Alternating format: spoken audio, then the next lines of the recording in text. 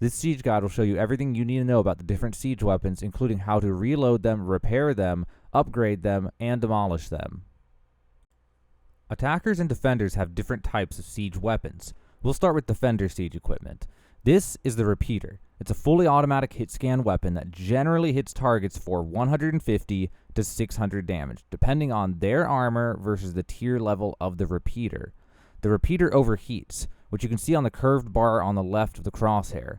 It cools down faster if you let it cool down manually rather than letting it cool down after overheating. This weapon is best for picking at squishy light armor backline players like mages and healers. Once they start moving around, it's difficult to hit them, however, since the repeater has quite a bit of intentional input lag, which I assume is for balancing purposes. In the closed beta, it had no input lag when aiming around, and it felt pretty overpowered. Now let's look at the Ballista. This defender weapon is for destroying enemy siege weapons. It does tremendous damage and has a good fire rate as well. It's a projectile weapon and has quite a bit of bullet drop. You'll have to aim far above a target to hit it at longer ranges. For the attackers, this siege weapon is their highest priority to destroy, because as long as there are ballistas on the walls, the attackers will not be able to place any siege equipment.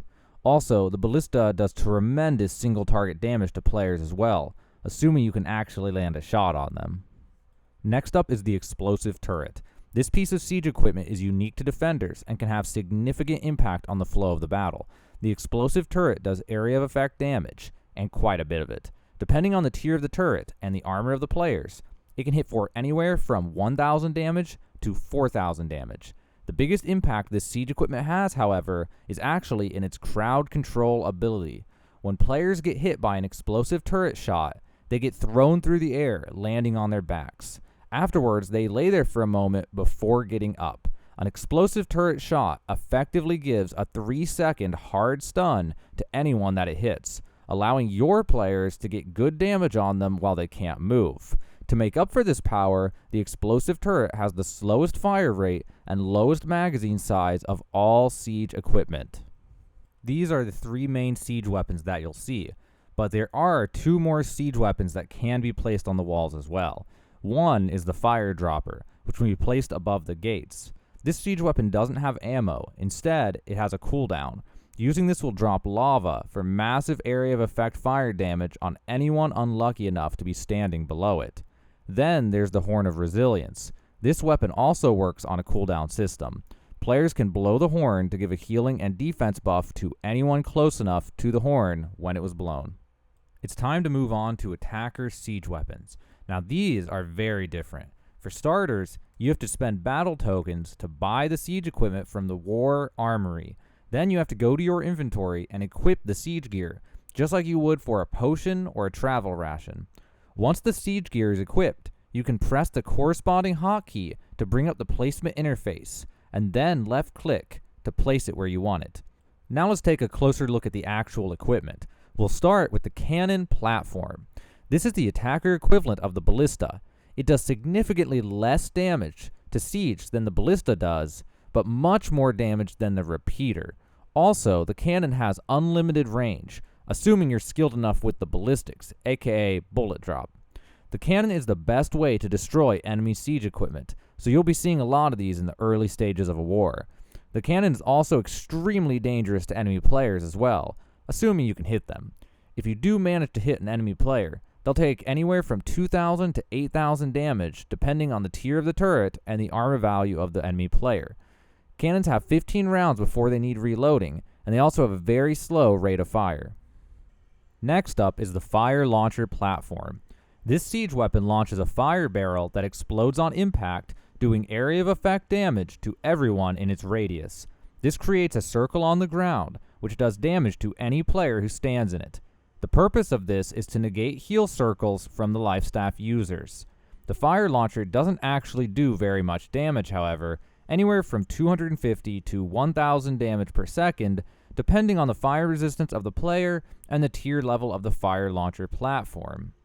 Finally, we have the repeater again. Both attackers and defenders have access to the repeater platform. The repeater platform is identical to the one mentioned earlier, but it should be noted that the repeater platform has a maximum range. If you try to shoot beyond that range, it won't do any damage, which makes it impossible to destroy enemy siege with repeater platforms unless you place them close enough to the walls. Now let's talk about reloading, repairing, upgrading, and demolishing siege equipment. To reload siege equipment, you'll need to run to the armory and buy an ammunition kit for 30 battle tokens. Both attackers and defenders use this same process to reload siege weapons. You'll have to stop what you're doing and go grab them, or buy multiple ahead of time. Alternatively, you can have someone else go buy them for you and reload your weapon when you need it, which is not always practical, however. Once you have the ammunition kit, press T to open the menu and then left-click the reload button. To repair your siege equipment, you'll have to run to your siege supply generator. This building generates siege supplies, which you'll have to drag and drop into your inventory. I highly recommend pressing Control when clicking and only grabbing half the stack. That way someone else can also get some siege supplies. Nobody needs 500 siege supplies in their inventory. Once you have your siege supplies, run back to a siege weapon and press T to open the menu. Then click on Repair. This will put you in a hammering animation that slowly drains your siege supplies in return for health points on the siege weapon. Now let's look at upgrading siege weapons. For defenders, the siege weapon upgrades are purchased ahead of time through daily town board upgrades. Governors and consuls of the occupying company are the ones who make decisions about which siege gets upgraded first. Once upgraded, all siege weapons of that type will be a higher tier from the start of the battle. For attackers, however, it gets a little more complicated. After placing a siege weapon, press T to open the siege weapons menu and then click on the upgrade button. This will make the weapon become translucent. Now the weapon cannot be seen or attacked by the enemy.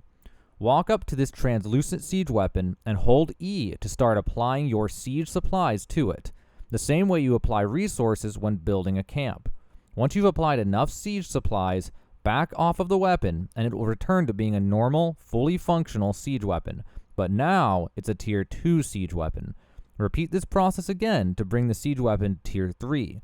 It costs a lot of siege supplies to do this, however, so make sure you can actually protect a siege weapon before doing this to it. There are some pros and cons to upgrading attackers' siege weapons. The advantage is that now the weapon does significantly more damage. The drawback, however, is that the siege weapon now costs significantly more siege supplies to repair. If the enemy actually pressures the tier 3 siege weapon, you won't be able to get enough siege supplies to continue repairing it. Finally, let's look at demolishing siege equipment. This only applies to the attackers. Defenders cannot demolish siege weapons. To demolish siege weapons, hold T again, and this time select the demolish option at the bottom. This will destroy the siege equipment. Some of you may be wondering, why would you want to demolish siege equipment? The reason for this is because attackers can only have 10 siege weapons on the field at a time.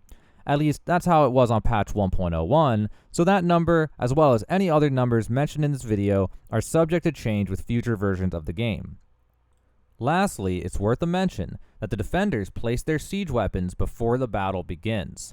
This is done by either a governor or a consul from the occupying company. They hold T to open this menu, select a special replace option, and then pick a new siege weapon for that slot on the wall. That's everything you need to know about siege weapons in New World. But before we part ways, I have one major tip that will help you significantly. When you get off a siege weapon, its aim stays locked to your last position. If you're shooting a cannon at a siege weapon on the wall, once you get it lined up, you can shoot the cannon, then get off the weapon while waiting for the reload, then get back on and shoot without aiming, and it'll still hit the exact same spot as last time. One more tip that you should consider is that the best class for a siege user is basically a paladin. Having full heavy armor with a lifestaff build will allow you to eat damage while on the siege weapon and throw heals on yourself so you can keep shooting the siege weapon even when being pressured by the enemy. Well, that's about all I can think to tell you for now. Hopefully now you have a better understanding of siege weapons in New World.